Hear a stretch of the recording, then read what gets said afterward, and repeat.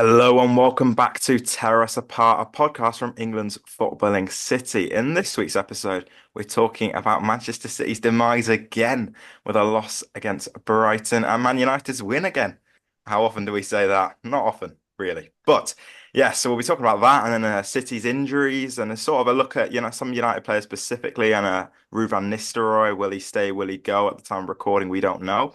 So yeah, let's get straight into it. We'll start with City because that's on everyone's mind. Everyone's enjoying it. Adam, well, how do you feel about what four losses in a row? I don't know what the statistic is when the last time you lost four games in a row, but Sir Alex Ferguson never lost four games in a row. That's for sure. He also never won for the Premier League in a row. But Oh yeah. yeah, it's a definitely uncharted territory for City, for Pep. I believe it's the first time in his career that he's lost four games in a row, so it's definitely the first time at City since maybe in the Pellegrini days. I don't know if we did then, to be honest. We probably did. But either way, uncharted territory. I know one was a cup game against Spurs, which was a bit of a write-off given the injury crisis, which we are going to touch upon. Um, and the Champions League game is one of those where we didn't take our chances and we were punished. And then a couple of league defeats in a row. That's in itself is quite unheard of for City. But Bournemouth and Brighton, two very good pushing top half sides in the league. So definitely banana skins to be slipped upon, which we did. Um, and we spoke a bit about it last week in terms of City's injury crisis, but I don't think we can solely pin it down to injuries. I think there's a lot of factors at the moment. I think the players are seemingly very low on confidence right now, uh, failing to do the fundamentals across the whole pitch, really. Defensively, we've not been at it all season, really. That's when we had Diaz and Stones available at the start of the season, and now Kyle Walker is showing that age is starting to catch up with him. Whenever he plays, he seems to be getting made a mockery of. And that defense just seems to be beaten too easily. That we capitulated at the end there. I think Jemai Simpson-Pusey's come away with a bit of credit. I think he played well on the weekend. A lot of City fans speaking of him in high regard. But yeah, I think the fundamentals are lacking there defensively. At the other end of the pitch as well, we had a lot of chances in that first half, which we played very well in as well, might I add. We could have been leading by a few goals, as was the case against Sporting. So we're not finishing efficiently enough. We're not defending enough, and I think we've been a bit sloppy on the ball as well. And where we're usually good at keeping the ball, that's when the likes of Rodri allow us to keeping control of possession, and that's what's been into our detriment right now. So then the international break couldn't have come at a better time for us right now. I think the lads just need to come back and go back to square one, address these issues, and hopefully start to string some results together because it's looking pretty bleak right now. What do you think the reason is for why you started the second half so much worse than the first half? Well, the whole second half, really. Yeah, I don't know. One thing to point out, I think Savinho and Gundogan were two of our better players in that game, and they both came off about the 70-minute mark just before. That was when we were Hmm. winning 1-0. And I think that contributed Well, by that quite point, a bit to it. Everton had sitters. Everton, sorry. Brighton, yeah. Brighton No, yeah, had sitters. you are right. Yeah, I think the case was the same against Sporting. Great first half, then literally was it Hmm. 20 seconds into the second half, Sporting scored, and Yeah. then we just lost our heads and it just fell apart from there. So it's just I don't know. I think obviously when you lose this many games in a row, it's going to have a effect on the mentality. I think these players are so used to winning, and they've been a winning machine for the last few years. I think that's also a factor. Having put up such consistency, what 32 league games unbeaten or something, having put up that consistency, it's going to be tiring both physically and mentally to retain that uh, composure and concentration for that amount of games. So when it starts to crack, I think. I think there's definitely something subconsciously in the players where they think, right, yeah, they'll be seeing what's happened in the last few weeks and they'll be like, right, I don't know if if we can keep these out here. So I think that just Brighton had a good home atmosphere as well. I think that kind of spurred them on, and um, we kind of we kind of sat back and invited them on a bit. Really, we didn't really look like we wanted Hmm. to go out and find another goal, even though we should have done because we should have put it to bed in the first half. So I think we just kind of played into Brighton's hands a bit, and like I say, they had the momentum and they capitulated on and they capitalized on our defending in the second half. So yeah. Do you think the loss of Rodri is bigger than just his impact in on the pitch himself, and more that the players losing him feels like losing a leader beyond that, and not having him on the pitch, they don't really know what to do. They're not sure as much. Do you think that comes into it? Yeah, definitely. Every team needs its leaders, and we've lost arguably our biggest, best leader as well, in Rodri. So I think having him there, he's because especially because of his position as well. He's in the middle of the pitch. He's everywhere on the pitch. He resonates with every single player, I suppose. He's there for when the defenders are looking for a pass to get it forward. He's there when the keeper's looking to get it forward. He's there when the wingers want to bring it inside. He's there when the striker wants to come back. He's just there for the whole team. And yeah, we if people were questioning the importance of Rodri before, now just look at it. Now look what's happening. Yeah, it's very, very interesting. Four losses in a row, unprecedented territory.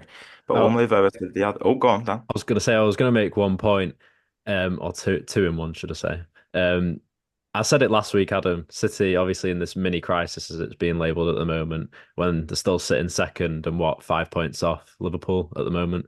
So when we talk about crises, it's not terrible. I do think though that back three, especially, I would say, if Rico Lewis was pushing up, that looked broken in the second half. They really did. You think about Matoma and Estepinian down that left-hand side. Every time Brighton got the ball, they were looking for that pass in the second half. My question is, though, why didn't Nathan Ake be brought on or even start in the game? Because you think when the back three is being put under so much pressure, why wouldn't Pep just put him in there for that bit of experience? And he is a quality defender. Clearly not fit enough. I mean, he started against Sporting, or he came off the bench against Sporting, or he started against Bournemouth, sorry. But yeah, he's not fit enough. That's why he's withdrawn from the Holland squad as well. That's why Simpson Pusey's started twice in a row. So yeah, we're kind of short on options there at the moment. And but then, like you said, the experienced players aren't exactly playing to their best standard now. Like Guardiola defensively as well. He played a bit of a role in that first Brighton goal, the Joao Pedro one. Rico Lewis is kind of come under a bit of criticism. I thought he played well, but defensively he seems to he always seems to be in and amongst it when we get overrun in the defense. So yeah, I think it's just everyone's yeah, like I go back to it. They're just a bit short on confidence and um having a lot of football in their legs. They're showing a bit of fatigue, I suppose. So yeah, I think they need to get back to square one after the international break.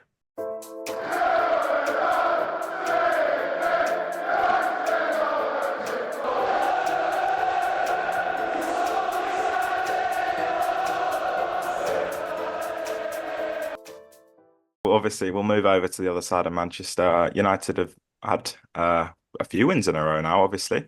Beating PAOK on Thursday night and then beating Leicester City last night. Dan, how did you it's unusual for United to win a game quite comfortably. How did you sort of feel about the win? Obviously, Van Nistelrooy's last game, did that play a part into it? Well, he's unbeaten in 4 games. I think he's got the highest win rate out of any United manager ever, albeit it's only 4 games, don't get me wrong. But I thought United were very good. I think there were certain spells in the game where they obviously excelled. I did think obviously Jamie Vardy wasn't playing, and I think him being in that Leicester side, he does offer a lot more going forwards. But Buonanotte had a brilliant game for Leicester, I thought, as well. Bruno Fernandes scoring a brilliantly well linked goal with Amad Diallo. And then the second one, it was quite unfortunate because it came off Chris Stanson's foot. Mm. And then he obviously got the assist for Garnacho's goal as well. So he's now scored all four of his goals this season under Ruud van Nistelrooy as interim manager. And it's in his past 13 games before that under Eric Ten Hag, he didn't score any. So you can see that we spoke about confidence there. I think Bruno Fernandes was a bit low on confidence under Eric Ten Hag as well. So that's promising signs. You think about Manuel Ugarte as well. He probably had his best game in a United shirt in the midfield, I thought. And then I also mentioned Garnacho being on the score sheet. However, I don't know if you saw, he's been recently frustrated with his performances in previous games. And we've documented this on the podcast, me and you, Ethan. And Bruno Fernandes said in his post-match interview after the game, he said he believes that some fans have lost some faith in him. And then Bruno replied back to him saying, go and celebrate. People will always moan, but there's a lot of people who like what you're doing at the moment. And I think, obviously, we saw that video that was online where a fan was talking to Garnacho, Mm. which isn't the best thing to do before a player goes out onto the No. football pitch. So that wasn't the most nicest thing to do. But equally, him scoring that goal, a bit more confidence as well going into Garnacho. And I mean, let's see what happens. United are still in obviously 13th place in the Premier League, but they're only 3 points off top six, which doesn't look as bad. And the credit we have to give to Ruud van Nistelrooy is huge. You think about when he came into this squad, it was just depleted, wasn't it? Coming off the back of that 2-1 loss to West Ham. So he sort of changed it around. And I think it's the perfect setting for Ruben Amorim to come into. Yeah, he's certainly done a very, very good job. I don't think the performance was spellbinding, but it was what you need. I think it wasn't about the performance, it was getting the result. And even then, United looked a lot more solid. I think the big difference we've seen with Van Nistelrooy to Ten Hag was the midfield. It looks far better, looks far more solid, not a gaping hole. Casemiro and Ugarte work well together, and Ugarte's just getting better, which is linking me to something that I wasn't originally going to speak about, but I thought, you know what? Might as well speak about it because I think it's more interesting. How do you think like the midfield works under Amorim? Because as you mentioned, Bruno Fernandes is on very good form and he's arguably United's best player. But Amorim doesn't tend to play with a 10. He plays Yeah. a 3-4-3. Now, does he adapt to have a 10 in there, or does he play Bruno in midfield, or that might get overrun? How does Bruno fit into that midfield when it's in a three-back formation? So I think there's two roles that he can either pick up. I think the midfield will be Agate, Mainu next to him. Then just before, let's use Hoyland as the Gyökeres example. So Gonçalves and Trincao behind him. Now, I think Bruno can either play the role that Mainu could possibly play, just a bit deeper than that front three, or he plays the Gonçalves role where it's supporting the midfield too more than the front three, but also being that gap between them both, which can supply the attack. Because Gonçalves, he's not as fast as the front two as Gyökeres and Trincao, but he's still got that technical ability to come into the midfield and play balls in behind and play a really good pass. And that sort of reminds me of Bruno Fernandes in sort of a way. So I think if Ruben Amorim was going to put him in a certain position, I think it would be that one. Equally, if he wants to go more attacking, you could play Agate and Bruno Fernandes in midfield, but then we know what Bruno's like with his defensive duties sometimes as well. He's good, don't get me wrong, at tracking back, but sometimes he is too far high up the pitch. Obviously wanting to score the goal, wanting to get an assist, and it leaves United a bit vulnerable at the back. So I think that's where Amorim could start Bruno. I don't know what you think. I think it's tricky right now because Casemiro's been brilliant. I think he deserves credit because he looked like it was past him. Everyone would admit that. Um, but he's been brilliant, and I think he deserves to start as well with Ugarte. So, and I think for a new manager coming in from the Portuguese league, I think it would be smart for him to play with Ugarte and Casemiro to start because as much as you don't want to go too defensive, I think it's the smart thing to do when you're coming into a club mid-season. Because Ten Hag in his first games at United, he got absolutely swamped in midfield by what Brighton and Brentford. It was annihilation. He realized, right, we can't play this way. We can't play the way I wanted. I'm going to have to change. Um, so I think it would be smart for him to play both. Obviously, Mainu comes in at some point because when he gets back from injury, he'll be a consideration. Whether Bruno Fernandes can play the Mainu role, don't know.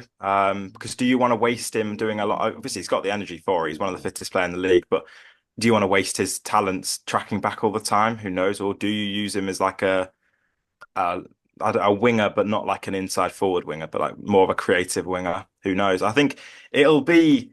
I think that's where Amarin's will have to tweak it. I wrote an article about it this week, and I sort of said how Amarin will have to. I think that's he'll have to tweak his system. He can't just play the same system. And I think in that situations like that, you have to fit Bruno Fernandes in. He is 30 now, so he's not going to have like 5 years left probably at United. But I think in this current time, you have to find a way to fit him in. But interestingly, how does the back three work on Adam? I'll ask you on this. How do you think the back three works? Because you know a bit about the old German football. The Lit struggled under Nagelsmann in a back three. He's not very well known for covering space well, turning circles not quick. How do you think he would do in a back three? You know, maybe Harry Maguire comes in because he's used to it. How do you think he'd do? Uh, I'd say maybe as a central centre back because I feel like that's the position in the back three that does the less running. Like I suppose in Diomande and Asio, the quicker centre backs, they're a bit they're in those wider areas. And it used to be at Sporting. in the first couple of years under Amorim, they had Sebastian Coates, ex-Liverpool. He's like early 30s, big frame, not exactly the quickest. So I'd say that shows that you can put someone like De Ligt or Harry Maguire even in the middle of a back three, and maybe that's a position that might have a potential for Casemiro in the future, potentially. I don't know. Maybe that's just a thought. Maybe. But then I think Lissandro Martinez would probably benefit from a back three, maybe as a left centre back, because he might be able to. He's he's played a left back before. He's obviously left footed, good on the ball, good as a all round defender. So I think that would probably suit him. And then yeah, I think Lindelof's not exactly not exactly being called upon a lot. Um, as for I think it's a lot interesting as well to see how he'll approach it with wing backs as well, because Mazraoui's been Mm. very good this season, and obviously he can do a job on both sides. But you see how Palace struggled transitioning from a back four to a back five or back three. Their wing backs just can't. Tarek Mitchell and Daniel Munoz are not wing backs; they're full backs. So it's like, can Didello and Mazraoui have it in them to Mm. make that transition and be because wing back's a position that takes a lot of energy. You've got to be up and down that flank. You've got to be productive at both ends of the pitch, and how those players cut out flat, you don't know. So that'll be an interesting one to keep an eye on. But like you say, that he's got a month and a half till January, so he's going to have to work with this group of players. He's got what, like 8 league games maybe, a few more European games, and the Cup game in there. So yeah, it'll be interesting to see how this first stage goes before he can think about having his own imprint on the squad. Yeah, I think the wing back point is a very good point because it is so different to the role they played. Obviously, off the left side, it's quite ironic that you've probably got both fullbacks in Malacia and Shaw returning at a similar time. It looks like they'll come back both pretty similar, like in a time frame. So then you've got both back. So then you've gone from having no left back to two left backs again. But whether they can play left wing back, like you say, is a completely different ballgame, particularly with how long they've been out. Asking them to play left back is one thing. Asking them to play left wing back is a different thing. So, and Shaw's had his people have talking about his fitness. Can he keep fit? Who knows? Particularly playing an even more energizing role. But will that let him just focus on his because we know he's quite a good defender. Like even he could probably play in the left centre half position in a back three because he's done it. He played left centre back in under 10 arc. So he could fit in the back three potentially rather than as a left wing back, and maybe they bring in Fernandes from Benfica. Alvaro Fernandes, obviously 16.4 million buyback clause, I think, something like that. I still think it looks silly on United to have sold him in the summer and then going to go buy him in January. I don't think they'll do that, but he's a potential. I think it is very interesting. Dan, do you think Shaw or Malacia can fit in the left wing back? I think Delo can do it on the right, but do you think they can on the left? Well, the question with Delo at the moment is his levels compared to last season just haven't been there this season. And whether, like you've just said there, whether Mazraoui or Delo will start, who knows? But it does seem like if Delo does get back to those levels, he can start on that right side. Equally, you look at the left side. I think Malacia could probably play a left wing back role if he keeps his fitness levels up as well and doesn't get injured, which is quite hard to say. But Shaw playing as a left centre back there, I think you hit the nail on the head. I think he can do that role if asked. We know Shaw's allegiance to United over the years, and I'm sure he wouldn't mind doing that. But that's the thing, whether he would start, because you've got Martinez who's playing that Inseo role coming into midfield. Equally, Shaw could do that, but you've got De Ligt in the middle, like Adam said, and then on the right side, does Lenny Yoro fit in there? Of course, the new sign, and it's questionable to see where this back three is gonna align and how it will come up. But I do think for all the players in this current United squad, virtually, they can all play in this system. It's just whether they suit it. That's the problem.